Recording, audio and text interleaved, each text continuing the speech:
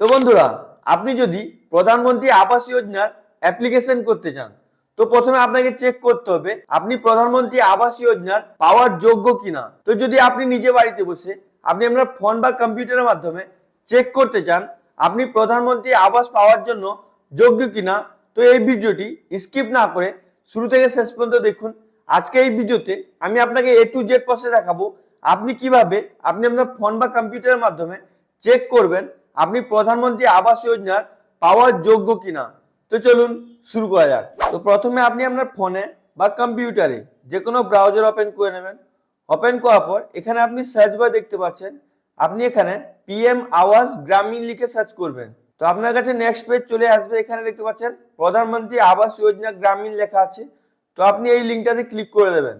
একটু লোডিং নেবে, লোডিং নেওয়ার পর আপনার কাছে এরকম ইন্টারফেস চলে আসবে। প্রধানমন্ত্রী আবাস যোজনার অফিসিয়াল ওয়েবসাইট চলে আসবে। এখানে দেখতে পাচ্ছেন ministry of rural development, government of India, প্রধানমন্ত্রী আবাস যোজনা গ্রামীণ। এবার আপনি প্রধানমন্ত্রী আবাস যোজনার পাওয়ার যোগ্য কিনা ওটা চেক করার জন্য এখানে দেখতে পাচ্ছেন এম আই ইলিজিবল, মানে এখানে বলছে আপনি ইলিজিবল কিনা ওটা চেক করার জন্য। তো আপনি কি করবেন, এখানে ক্লিক করবেন। আপনি এইখান থেকেই অ্যাপ্লিকেশনও করতে পারবেন। তো আপনি এখানে ক্লিক করে দেবেন। তো ক্লিক করার পর আপনার কাছে নেক্সট পেজ চলে আসবে। এটাকে আমি বাংলায় ট্রান্সলেট করে আপনাদেরকে দেখিয়ে দিচ্ছি। তো যদি আপনি বাংলায় ট্রান্সলেটেড করতে চান তো আপনি এটাকে পুরোটা সিলেক্ট করবেন। সিলেক্ট করার পর এখানে লেফট ক্লিক করবেন। ক্লিক করার পর এখানে দেখতে পাচ্ছেন ট্রান্সলেট বাংলা, এখানে ক্লিক করবেন। ক্লিক করার পর এখানে আপনাকে ল্যাঙ্গুয়েজ দেখাবে। যদি আপনি অন্য ল্যাঙ্গুয়েজ এখানে চেঞ্জ করতে চান তো চেঞ্জ করতে পারেন। তারপর এখানে ট্রান্সলেট ফুল পেজ এখানে ক্লিক করবেন। ক্লিক করার পর আপনার এটা বাংলায় ট্রান্সলেট হয়ে যাবে। এখানে আপনি দেখতে পাচ্ছেন ফার্স্টে লেখা আছে আপনি কি নিম্নলিখিত শর্তগুলো কোনটি অন্তর্ভুক্ত, মানে এখানে আপনাকে জিজ্ঞেস করছে এই যে শর্তগুলো দেওয়া আছে এই শর্তগুলোর মধ্যে আপনি কি অন্তর্ভুক্ত আছেন। প্রথমে দেওয়া হচ্ছে আশ্রয় নেই। যদি আপনি আপনার আশ্রয় নেই তো আপনাকে এখানে হ্যাঁ করতে হবে, মানে এইগুলো যে 4-5টা অপশন দিয়েছে এগুলোকে আপনি ভালো করে রিড করবেন। এখানে ক্ষয়ে দেখতে পাচ্ছেন ভিক্ষার উপর নির্ভরশীল, মানে আপনি ভিক্ষা করে খান না ওটা জিজ্ঞেস করছে। একজন হাতে ময়লা পরিষ্কারী, মানে আপনি মানে আবর্জনা পরিষ্কারী ওইগুলো কাজ করেন কি না। এবং এখানে বলছে ঘয়ে একটি আদিম উপজাতি, মানে আপনি আদিম উপজাতি না কি ওটা জিজ্ঞেস করছে। আইনত মুক্তিপ্রাপ্ত বন্ধন মুক্তি শ্রমিক, মানে আপনি আইনত মুক্তিপ্রাপ্ত, মানে আইন মানে আপনি আইনত মুক্তিপ্রাপ্ত বন্ধন মুক্তি, মানে আপনাকে ছাড়া হয়ে গেছে ওর শ্রমিক। তো এটা যদি আপনার ইলিজিবল হয় তাহলে আপনি এখানে হ্যাঁ করবেন, যদি না হয় তাও এখানে না করে দেবেন। তো যেমন আমি এখানে না করে দিচ্ছি। তারপর এখানে নেক্সট এর অপশন আছে পরবর্তী, তো আপনি এখানে ক্লিক করবেন। তো আপনি যদি ইংলিশে করছেন তো আপনার কাছে এইরকম ইন্টারফেস আসবে, সেম ইন্টারফেস আসবে। আমি এখানে আপনাকে বাংলায় করে দেখাচ্ছি। তো আপনি ইংলিশে 1 নম্বর 2 নম্বর হ্যান আর অপশনটা সেম থাকবে। তারপর এখানে 2 নম্বর জিজ্ঞেস করছে আপনি কি গ্রাম অঞ্চলে বাস করেন, মানে আপনি গ্রামীণ এরিয়ায় বাস করেন কিনা ওটা জিজ্ঞেস করছে। যদি আপনি গ্রামীণ এরিয়ায় বাস করেন তো এখানে হ্যাঁ করবেন। হ্যাঁ করার পর পরবর্তীতে ক্লিক করবেন। তারপর 3 নম্বরে আপনাকে জিজ্ঞেস করবে আপনার বা আপনার পরিবারের কোনো সদস্যের কি কোনো পাকা বাড়ি আছে, মানে এখানে জিজ্ঞেস করছে আপনার এবং আপনার পরিবারের কোনো সদস্যের পাকা বাড়ি আছে। যদি আছে তো হ্যাঁ করবেন, না হলে এখানে না করবেন। তারপর নেক্সটে ক্লিক করবেন। তারপর এখানে 4 নম্বর জিজ্ঞেস করছে আপনি বা আপনার পরিবারের কোনো সদস্য কি কাঁচা বাড়িতে বসবাস করেন অথবা গৃহহীন। এখানে আপনাকে জিজ্ঞেস করছে আপনি এবং আপনার পরিবারের কেউ কাঁচা বাড়িতে মানে বসবাস করেন। যদি কাঁচা বাড়িতে বসবাস করেন তাহলে এখানে হ্যাঁ করবেন। হ্যাঁ করার পর পরবর্তীতে ক্লিক করবেন। তারপর এখানে আপনাকে 5 নম্বর কোশ্চেন জিজ্ঞেস করছে আপনার বাড়িতে কি 2টির বেশি ঘর আছে। তো যদি আপনার বাড়িতে 2টোর বেশি ঘর আছে তাহলে হ্যাঁ করবেন, না হলে না করে দেবেন। তারপর পরবর্তী। তারপর 6 নম্বরে আপনাকে জিজ্ঞেস করছে আপনার বা আপনার পরিবারের কোনো সদস্য কি কোনো মোটর চালিত 3 চাকার 4 চাকার যানবাহন আছে, মানে আপনার পরিবারের কারোর মোটর চালিত বাইক 3 চাকা বা 4 চাকার কোনো যানবাহন আছে। যদি আছে তো হ্যাঁ করবে, না হলে এখানে না করে পরবর্তী। তারপর এখানে আপনাকে 7 নম্বরে জিজ্ঞেস করছে আপনার বা আপনার পরিবারের কোনো সদস্যের কি 3-4 চাকার মানে যান্ত্রিক কৃষি সরঞ্জাম আছে। যদি আছে এখানে হ্যাঁ করবেন, না হলে এখানে না করবেন। তারপর পরবর্তী।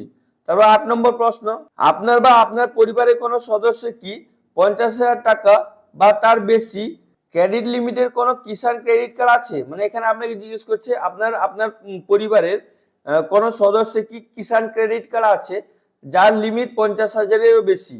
যদি আছে তো হ্যাঁ করবেন, না হলে না করেন, না করে পরবর্তীতে ক্লিক করবেন। তারপর 9 নম্বর কোশ্চেন আপনি অথবা আপনার পরিবারের কোনো সদস্য কি সরকারি কর্মচারী? এখানে আপনাকে জিজ্ঞেস করছে আপনি বা আপনার পরিবারের কেউ কি সরকারি কর্মচারী? যদি হ্যাঁ হয় হ্যাঁ করবে, না হলে না করে পরবর্তী। তারপর আপনাকে 10 নম্বর কোশ্চেন দেখাবে, আপনার পরিবারে কি সরকারের কাছে নিবন্ধিত কোনো অকৃষি উদ্যোগ আছে? মানে এখানে আপনাকে জিজ্ঞেস করছে আপনার পরিবারের কোনো অকৃষি জমি আছে, উদ্যোগ জমি মানে অকৃষি কোনো জায়গা আছে? যদি আছে তো হ্যাঁ করবেন, না হলে এখানে না করে পরবর্তীতে ক্লিক করবেন। তারপর 11 নম্বর কোশ্চেন, আপনার পরিবারের কোনো সদস্যের মাসিক আয় কি 15,000-এর বেশি? যদি আপনার পরিবারের কোনো সদস্যের আপনার বা আপনার পরিবারে যদি মাসে 15,000-এর বেশি আয় হয়, তো আপনি এখানে হ্যাঁ করবেন, না হলে না করে পরবর্তীতে ক্লিক করবেন। তারপর 12 নম্বর কোশ্চেন, আপনি বা আপনার পরিবারের অন্য কোনো সদস্য কি কোনো আয়কর প্রদান করেন? এখানে আপনাকে জিজ্ঞেস করছে আপনি বা আপনার পরিবারের কেউ কি ইনকাম ট্যাক্স পে করেন গভর্নমেন্টকে? যদি পে করেন তো হ্যাঁ করবেন, না হলে না করবেন। তারপর পরবর্তী। তারপর আপনার কাছে 13 নম্বর কোশ্চেন আসবে, এখানে আপনাকে জিজ্ঞেস করবে আপনি বা আপনার পরিবারের অন্য কোনো সদস্য কি কোনো পেশাগত কর প্রদান করেন? মানে আপনাকে এখানে জিজ্ঞেস করছে আপনি বা আপনার পরিবারের কোনো সদস্য পি ট্যাক্স যাকে বলে পেশাগত ট্যাক্স, ওটা কি প্রদান করেন? যদি প্রদান করেন হ্যাঁ করবেন, না হলে এখানে না করে পরবর্তীতে ক্লিক করবেন। তারপর 14 নম্বর কোশ্চেন আসবে, আপনার পরিবারের মালিকানাধীন সেচযোগ্য জমির পরিমাণ, মানে আপনার পরিবারের যে মালিকানা জমি আছে ওটা কত পরিমাণ আছে, ওটা আপনাকে এখানে জিজ্ঞেস করছি। যদি আপনার পরিবারে 2.5 একরের বেশি আছে তাহলে উপরে সিলেক্ট করবেন, যদি তার কম আছে তাহলে নিচে সিলেক্ট করে পরবর্তীতে ক্লিক করবেন।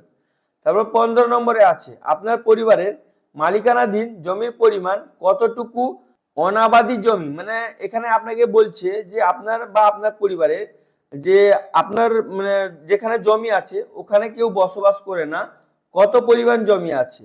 এখানে বলছে 5 একর বা তার বেশি যদি আছে, যদি আপনার জমি যেখানে বাড়ি আছে ওর বাদ দিয়ে, মানে যে বসবাস করে ওটা বাদ দিয়ে 5 একরের বেশি কি জমি আছে? যদি আছে তো হ্যাঁ করবেন, যদি কম আছে তো সেকেন্ড অপশন চুজ করে পরবর্তীতে ক্লিক করবেন।